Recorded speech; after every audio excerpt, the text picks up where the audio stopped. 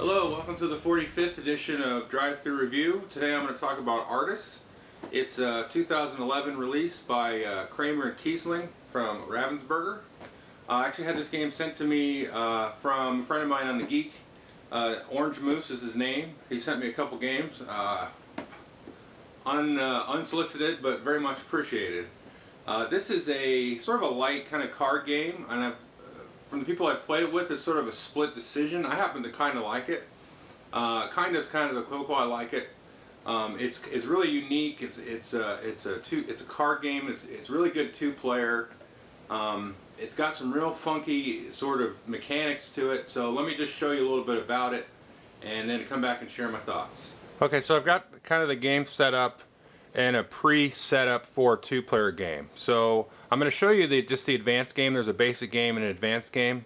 The basic game is really basic. So I think most folks, I play this with quote-unquote non-gamers. I'm not really sure what that term means anymore, but they're not gamers. Like, they don't visit Board Game Geek. All right. So I've played that, and I just throw the advanced game at them, and it works fine. No big deal. So each player will set up a marker on the scoring track, and then they've got some other markers here that they'll set up. They'll take turns placing them. There's also these silver pawns and these bronze pawns. Now all of them are going to have these rings on it, except for this guy's going to have 3. And you put that guy that you want to have 3 on this this crown space with the larger crown. These other spaces have crowns, but they're smaller. And the placement doesn't matter. You just kind of randomly pick them out. It doesn't matter, bronze, silver, wherever. And then you're going to point this little awesome spinner with the crown here facing that guy. Now, it's not staying in for me because I got this mat underneath there, but normally it stays in just fine. And then anytime that the king moves, and the king is the guy with the 3 pawns, this thing is going to change. So if he moves down here, you're going to spin that down there. Or there's going to be cards that will let you place rings on some of the other pawns, and if anybody ever gets 3 rings, the current king loses his rings except for 1, and then this thing will switch all the way over there, like that. So now players are going to place pawns counterclockwise, and then you're going to play cards. Everybody's going to have 3 stacks of cards. You're going to play that clockwise. So let me just set that up real quick. Okay, so now players have placed their pawns around this little round table here. And each player is going to get 3 stacks of cards. Now these are all identical. And so you're going to get a stack of cards in your color with a shield on it. You get a stack of cards with the crown on it. And you get a stack of cards with a scroll on it. Now these are scoring cards here. To start the game, you're going to draw 3 of your shield cards and 3 of your crown cards. Now let's take a look at this player's shield cards here. Now what these are going to do is going to allow you to move your own color pawns on the board. Now you're always going to be moving clockwise around the table. So if I played this card here, I can move any one of my pawns 1 to 4 spaces. If I played this one, I can move them 3 to 6 spaces. And then there's a special card in here that lets me move them 1 to 5 spaces, or 1 to 5 spaces counterclockwise backwards down the table. The other types of cards that you're going to start with are these crown cards. Now you can see they've got a shaded back, so you've got a silver and sort of a bronze back, and some of them are split. And that just tells you what color pawn you're going to interact with. And these are for interacting with, obviously, the bronze and silver cards. So if I play this one, I can move any silver one. Doesn't matter if it's the king or one of the guys with 1 ring, known as a prince, 1 to 7 spaces. And this is obviously a bronze one, 1 to 7 spaces. In this one, will actually let me put a ring. So you've got some extra rings on the side there. You can put a ring on a silver or a bronze prince. You can never put a ring on a king. He's already got 3. There's no reason to put more. So what's going to happen when you play one of these cards? Okay, well let me just show you. So pretend I played this 3 to 6 mover here. So I can move this guy here, my blue guy, 3 to 6 spaces forward. Now when I move him, I'm going to score the number of points the spot that he started on. So if I move him up, I'm going to score 5 points as blue. Then I'll move them up 1, 2, 3, 4, 5. And if I ever displace anybody, they're going to roll all the way back counterclockwise until there's an open space. So in this case, I may want to go and displace the king. So I'm going to move him up, put my pawn there. The king's going to fall all the way backwards here. And like I said at the beginning, this is going to rotate that all the way over there. So now the scoring has totally changed. And so that would have been the first card that I had played on my turn. And in the advanced game, you always play 2 cards on your turn and then you draw 2 cards. So perhaps I want to play this ring card now. And I could play put a ring on either color, so I could put it on this bronze colored prince, and I put that on there, and I score as many points as the space that he's on, so I get another 8 points. And then I'm going to draw 2 cards. Now you can draw 2 cards now from any stack, from the shield, the bronze, or your scoring stack. And you only start with 3 of each and 3 of each in here, and then now you can start drawing your scoring cards. And you're basically going to play the game until everybody's used up all of their cards. So that's really one of the keys to this game, is you have to realize that you're going to have to use all of your cards at some point.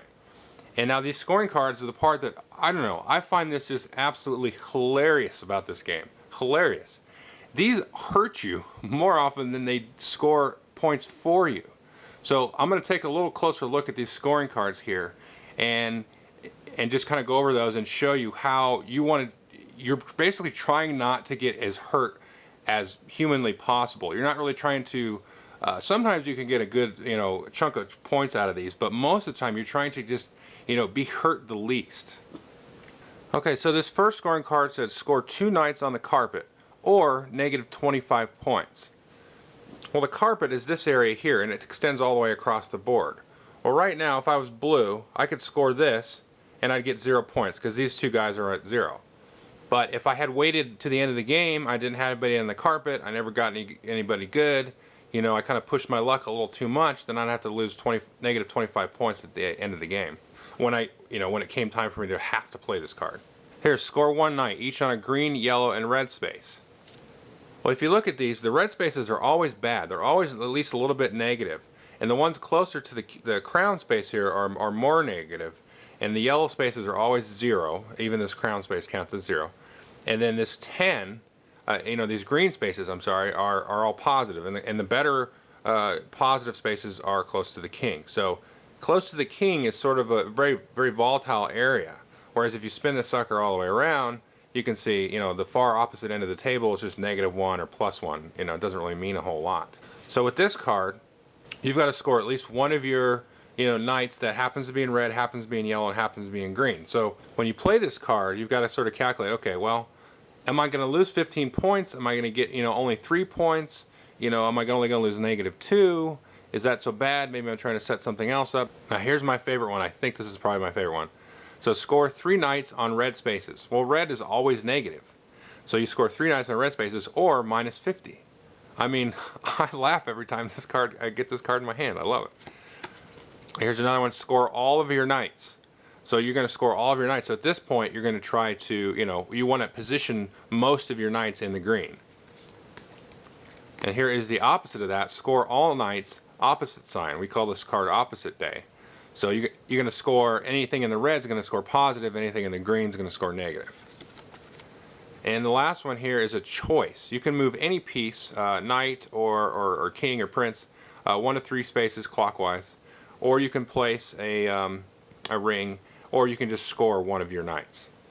And those are the 6 scoring cards there. So like I said, on your turn you can play 2 cards, and then you draw 2. So you can either move some knights around, maybe change who the king is, or try to change who the king is, so this board switches all the way across the board, screws everybody else up, and then try to play your scoring cards in the most optimal fashion.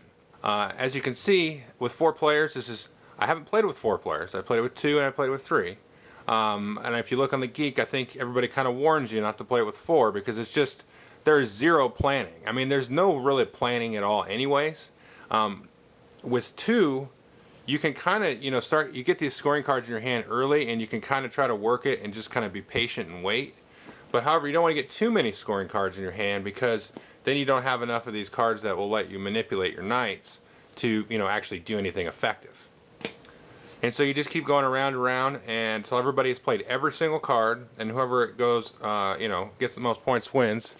And they have these 50-point markers here, which you will be taking and then giving back, because you're going to be losing points. I think one game, I'm trying to remember the exact number of points, but one player was, I think, almost up to 200 points in the high 150s, let's say. And at the end of the game, they didn't have any 50s in their possession, they were like at 30 points. First time they played the game though, so to be fair, they didn't quite, initially suss out how that scoring stuff was going to work.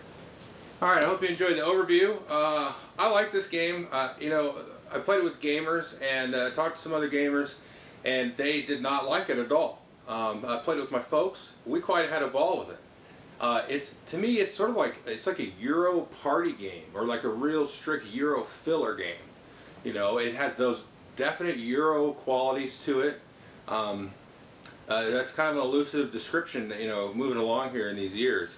But it's just a fun game. I don't think it's a game you can really take seriously and have fun with it. There are some choices, especially with the less amount of players, as far as, just kind of trying to feel out and time, what you're going to be able to do. You could card count a little bit, but it's hard to tell because, all the scoring cards are real drastic. So I think this is a game, I would probably recommend this game, but not to everybody. So I think you got to, look at those mechanics and just kind of see, okay, it's really should be filler game. I've seen people somewhat agonize over it, but I think after 1 or 2 plays, you'll stop agonizing and just kind of play and have it, and it'll be fun. So, okay, thanks.